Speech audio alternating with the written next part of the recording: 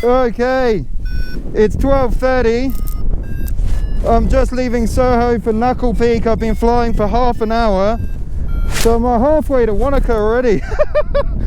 This is incredible. Yeah, it's been full on. It's so unstable. Like, I've been fighting the wing, but it's working really well, making good progress. Yeah, so the day's still early. It's only 12:30 and making good time, so we'll see what happens. Hopefully it doesn't overdevelop, but we'll see how far we can get.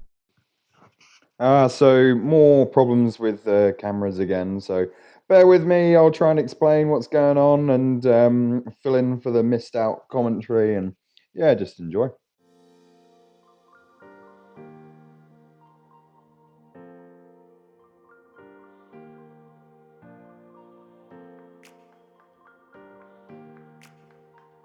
Yeah, this is just coming up on over Knuckle Peak, flying in the direction of Wanaka. These clouds are getting pretty juicy by this time.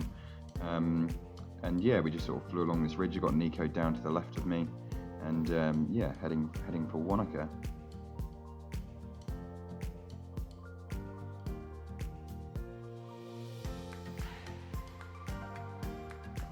So this is right over the top of Wanaka. This was actually quite hard because we had easterly wind, and the thermals were sort of dragging us back towards Roy's Peak. So we're taking quite like slow climbs, pushing speed bar into wind to try and get closer to Dublin Bay. Eventually the climbs got stronger and actually tended more towards the north. That led us up towards Mount Maud. It was where it was better.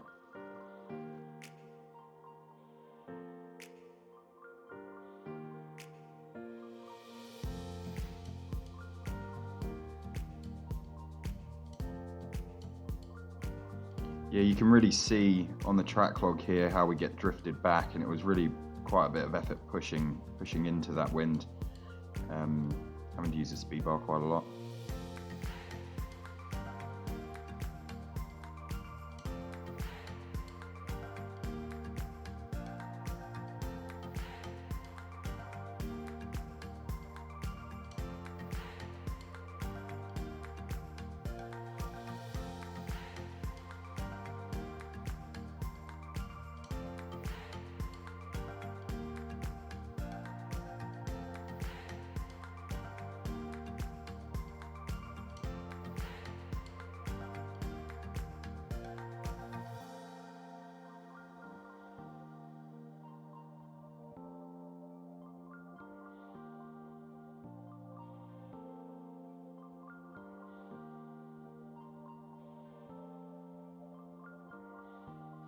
So this is flying up towards the neck, and Isthmus Peak is just ahead.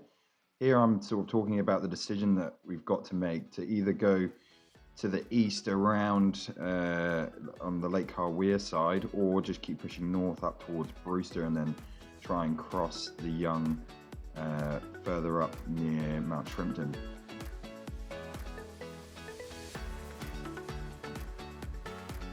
I was at about 9,000 feet here, which made the crossing quite easy. The clouds started forming around me just after I turned the camera off.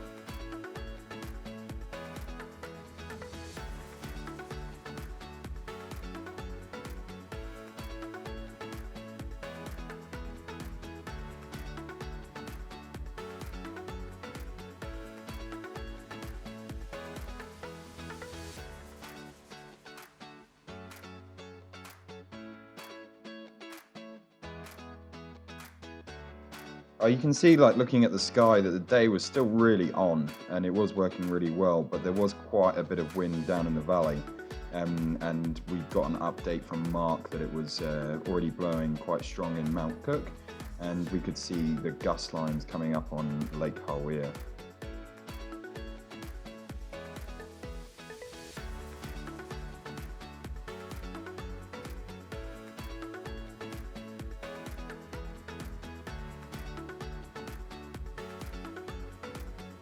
So, because of the update from the wind, decided to land near Makarora so I can keep going the next day.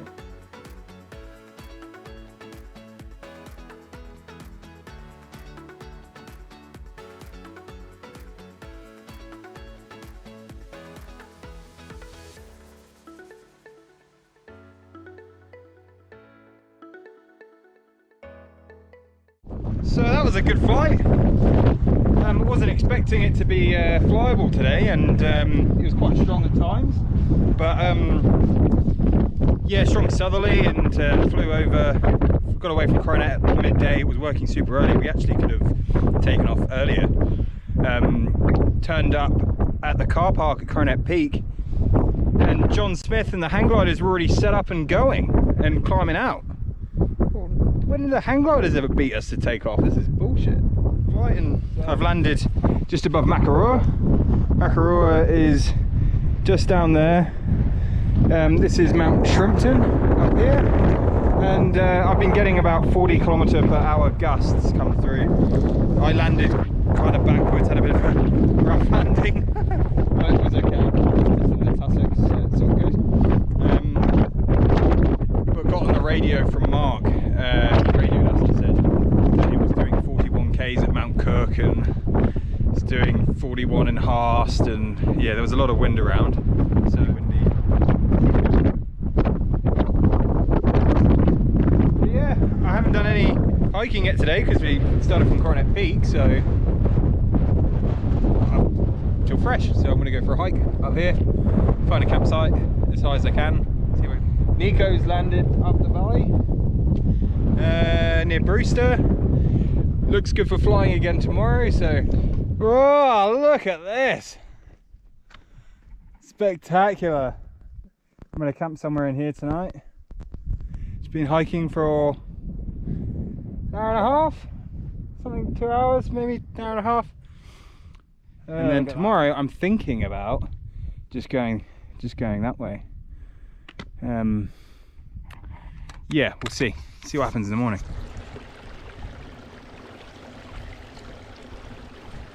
So campsite's set up, and there she is.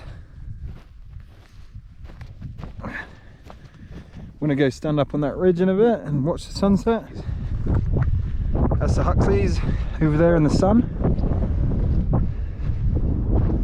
And this valley runs down to the Hunter. So if all goes to plan, I'll try and fly that way tomorrow. But we'll see what happens anyway. Plans always change.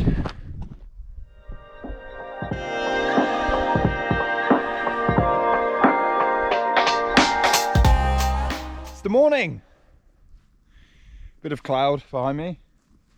That's gonna have to clear if I want to fly that way. It's the views down into the valley. Bit of cloud lingering around, but it should burn off. It's not even 9 o'clock yet. It's 8:30. So yeah, another 10 hours sleep. Gotta sleep well out here, eh? So yet more camera problems the next day. This is me just above takeoff and looking over the campsite.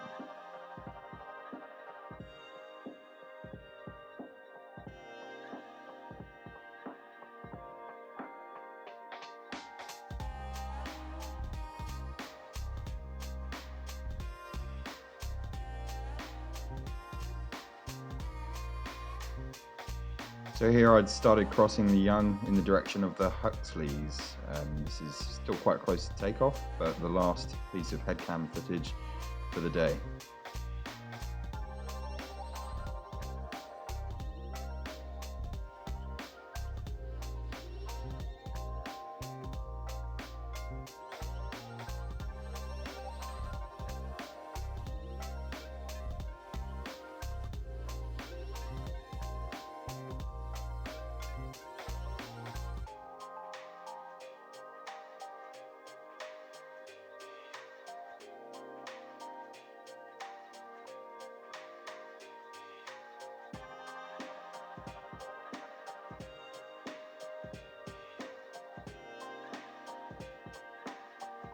So here I'm on the barrier range, just going past Mount Huxley. I've already crossed the Hunter and the Ahuriri and making good progress. And Nico's ahead of me, and we didn't actually see each other. We could hear each other on the radio, and it's actually quite funny how close we got without even spotting each other.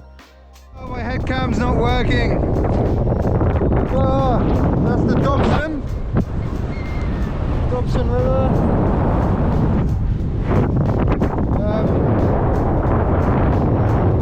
One more. I've got to cross the Minnow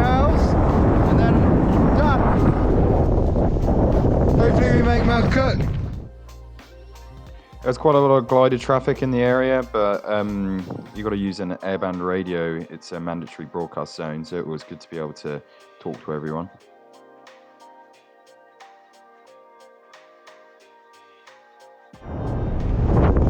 I did it! It's Mount Cook! Woo! Oh, stoked! So I'm just going to try and get as close to the village as I can. Nico's up here, he's had a good day as well. He's just ahead of me, I think. Yeah, there's a road there and I've got work tomorrow, so check it out. Yeah, I reckon I should be able to get relatively close. Yeah, we'll see. What a flight. Oh.